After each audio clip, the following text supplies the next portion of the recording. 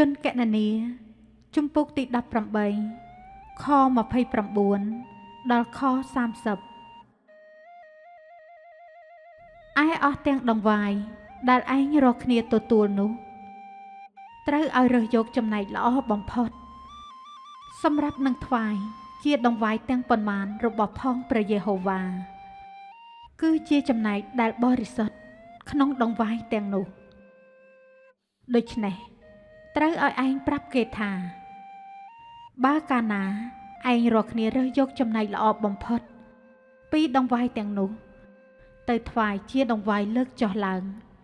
នោះនឹងបានរាប់ទុកដូចជាផលចម្រើនដែលបញ្ជាន់នៅទីលាន